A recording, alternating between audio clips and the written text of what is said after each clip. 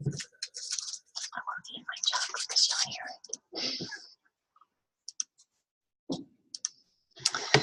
Hi guys, we are working today on Chapter 4, Caring and Growing for Your Garden. We're going to be talking about weeds, practicing integrated pest management, and identifying common pests. So to start with, we're just going to talk about weeding. It's really important when we talk about weeding to identify what is a weed. So a weed is any plant that's out of place. So even if it's a plant that you really love, but it's not in a spot that you want it, it's a weed. Or it could be a plant, I like that they used dandelions in this example, because dandelions to a lot of people are weeds, but to our pollinators, a lot of times they're the very first food source in the beginning of spring. And as pollinators become more and more popular, a lot of people know that fact about dandelions. So for some of us, dandelions may be a weed, and for others it may not. It's whatever you don't want in your garden becomes a weed. So to start with, when we talk about controlling weeds, we first talk about organic mulch. And organic just means something that was living that is no longer living. So straws, leaves, compost, cardboard, and newspaper all make excellent organic mulches. Like we talked about a couple weeks ago, if you are using any kind of animal manure, you want to make sure that you're putting through that through a composting or other scientifically verified process. And that just means that you're measuring the temperature and following that full composting process with that manure. Then if you don't use that, if you just use aged manure or fresh manure and you put that on your vegetable garden, if it's going to be touching the part of the plant that you're eating, like carrots, you want to wait 120 days before you harvest, from application to harvest.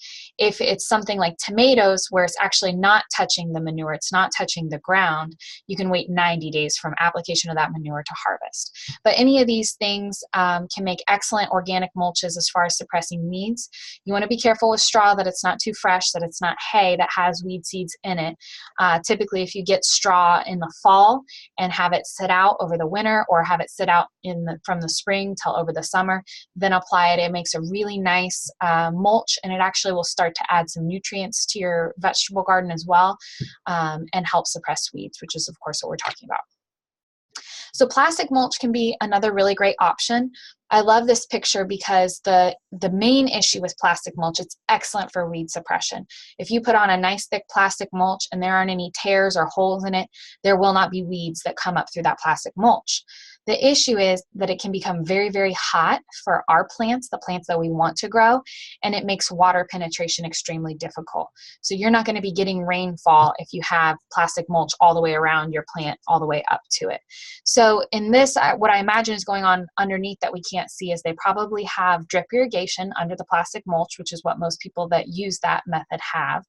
And then they probably have a slightly larger hole in the plastic mulch around the plant. And this will allow for some rainfall to come down to the plant and make sure that the root zone isn't getting too hot. But to add to that, they actually put what looks like bark on top of the plastic mulch. So again, this is going to help cool that area down around the plant.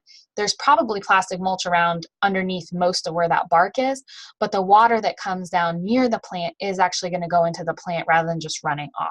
So this is a really nice system that shows what good weed suppression looks like, while also thinking about the life of the plant that you're trying to grow, and making sure it doesn't get too hot and that it gets enough water.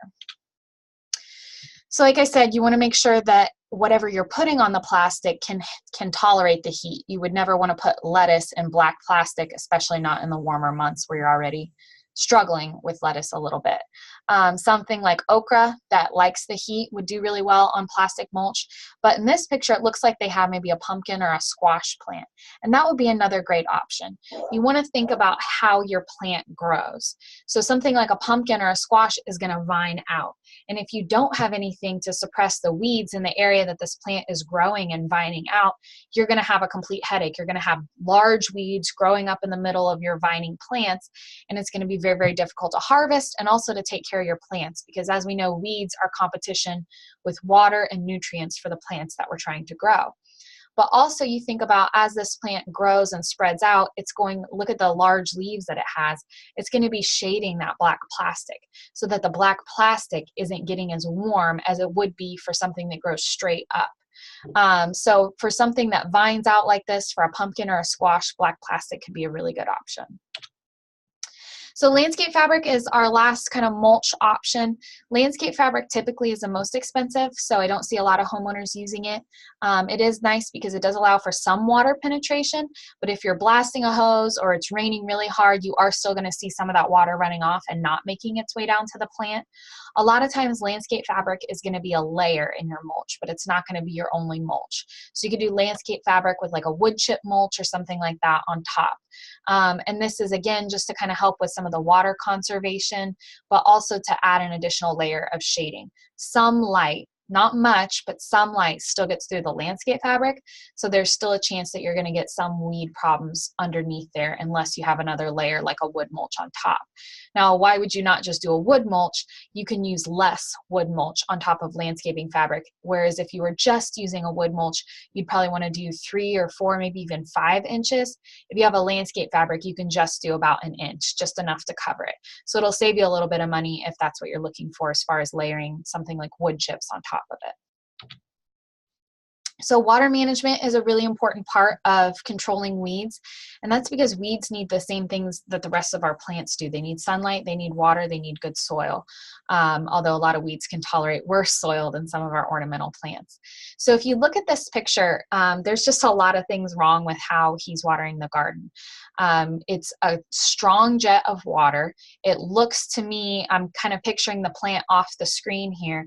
It looks to me like it's spraying right on the leaves or right on the stem, and then there's all this water dribbling down as well. So you think about everywhere that that water's going, it's not really a good way to water plants to begin with, but then you think about the spray and that the water's going all these places that you don't intend it to go, and then in all those places, weeds could begin to grow because of it. Just like with all the rest of our seeds, weed seeds need water to start their germination process. So we want to try to avoid getting water anywhere that we don't want it. So drip irrigation, watering at the base of plants, really being careful with your water is a good way to get the water that you have onto the plants that you want and not starting weeds in places that you don't want them to be. So another really good way to control weeds is to do close spacing. Now this, unlike some of our other control methods, has downsides. So they did some really nice interplanting in this photo. You can see we have lettuce down the middle, and then there's a broccoli plant. You can see a little further down is another broccoli plant. This is nice because lettuce is going to be one of our earlier season crops, whereas broccoli is kind of early summer.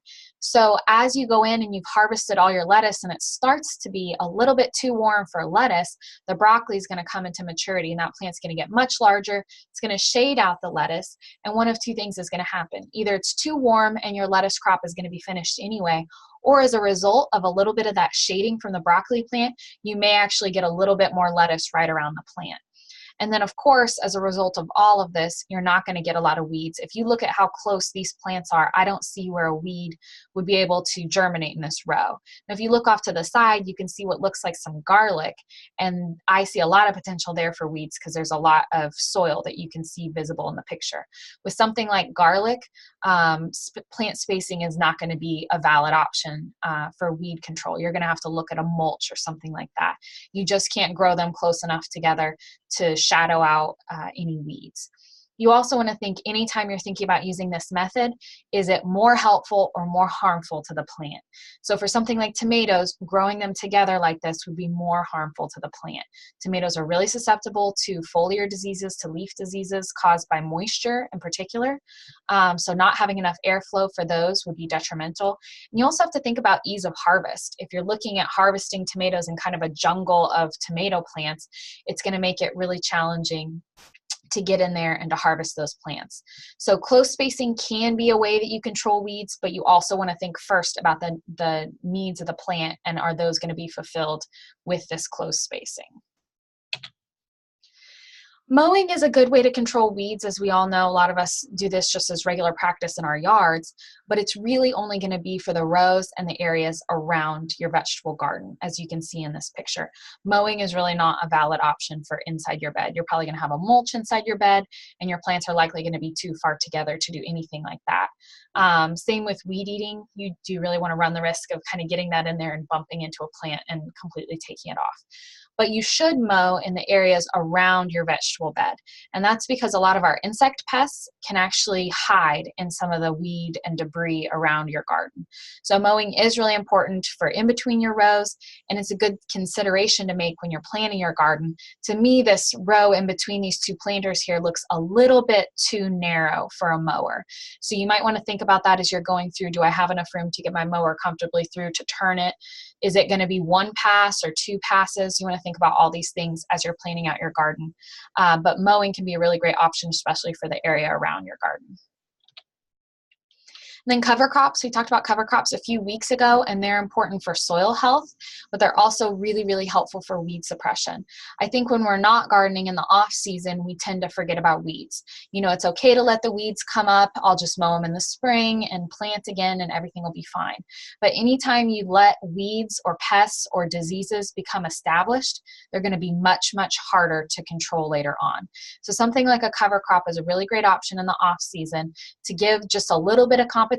You're still going to have weeds, but it gives a little bit of competition so that the weeds can't become easily established and grow really large, so that when you do go to grow, they become a much bigger issue than if you had kept them small or just given them a little bit of competition so it wasn't so easy for them to grow. And then transplants. We talked a couple weeks ago about using transplants or seeds and the merits of both, but when it comes to weed control, transplants are the better option if that's the only factor that you're looking at. And that's because you're putting something in the ground that already has a leg up. So if you've cultivated an entire area and there are no plants and you put a seed in, that seed's going to have the same head start as all the weed seeds that are naturally in the soil around it. If you put a transplant in, it's already going to become more established. It means that you can put black plastic down without having to wonder, where the seed exactly is going to come up. It means that you can go ahead and mulch right up to it, that you can put your drip irrigation down because you know exactly where the plant is going to be. And that when those weeds come up, they're going to be smaller than your plant. Your plant may shadow them. It may be large enough that it'll take up all the water and the weed won't have enough to really thrive. So using transplants can be a really good option to help your plants get a head start on the weeds and the other competition. And then, of course, cultivation. It's the obvious and the least favorite way that we all control weeds, but cultivation is a really important part of weed control. No matter what you do, how efficient you are, you're going to get weeds somewhere. It's just a part of gardening. I like to try to think about the tools that you have as you're planting your garden, particularly when you look at some of these wider tools as you're planting your rows in between your plants, not your rows in between your beds, but in between plants. You want to think about how wide your hoe is. Can you just take your hoe and drag it across your row and in one swoop get right in between your plants? Or did you plant so close together that you kind of have to try to turn your hoe on its side to get in between? So you really want to think about the tool you have as you're planting to make it easy for you just to take your hoe and go through and remove all the weeds in one area without having to try to carefully avoid your plants. And these are some hand tools that can also make it a lot easier to remove weeds. This larger tool that's standing up, this isn't going to take them out of the ground. It's just going to cut them off at the base. And that's not going to kill most weed plants. What's going to happen is you're going to cut it off, and in a few days it's going to sprout back. You're going to cut it off again, and it's going to sprout back. And as long as you stay with that pattern, eventually it will run out of nutrients stored in its root system and it will die. If you let it get too big, it'll start to photosynthesize again and it'll store more nutrients, and you're just going to continue the process. Which is why it's much easier to control weeds in this other photo when they're much, much smaller. This is a really important reason why you want to put your vegetable bed somewhere that you can see it, somewhere that you walk by every day, like between your car and your house. If every day you're walking home from work or school or wherever you are, and you just pull with your hands without really getting dirty a couple of small little weeds as you go, you're not going to end up with large weed problems. But if you only garden once a week or every couple of weeks and you go out, you're going to have some small trees to compete with. So you really want to think about the frequency that you're weeding, that you're out there scouting for weeds and looking for the small weeds. It's going to make it a lot easier to take care of those than if they get to be much larger. And then finally, disposal. You do want to very carefully dispose of your weed seeds. or your weed plants, but they're going to have seeds, and that's going to be your major issue. You can put them in a city compost if your city offers that, or you can just put them in your trash can. I wouldn't bag them or anything like that. Just put them straight in the bin, and then when they get to the landfill, they can naturally decompose there. But if you leave them in your yard, if you pile them anywhere, if you try to put them in your compost pile, if you're truly composting, most weed seeds should be killed. Now, that's not all weed seeds, definitely will be killed. So that's the risk that you run if you want to put them in your compost pile and put them back in your garden. You may be reintroducing weed seeds back into your garden. Some people that don't want them to go to your city landfill make a separate pile in their garden for like diseased plants and weeds and things like that. That's completely fine. You can also try to truly compost those and see if you get weed seeds. What I would say is don't worry so much about distance, because weed seeds can travel a great distance. So if you put them, 20 feet away from your garden or 100 feet, it's not going to be a big difference for those weeds. What you want to watch for is resprouting. So maybe cover the pile in something like a tarp or black plastic, or keep that area regularly mowed. You just want to keep an eye on it to make sure that you're not just creating this nice little habitat for weeds to resprout and then those seeds to spread to your garden.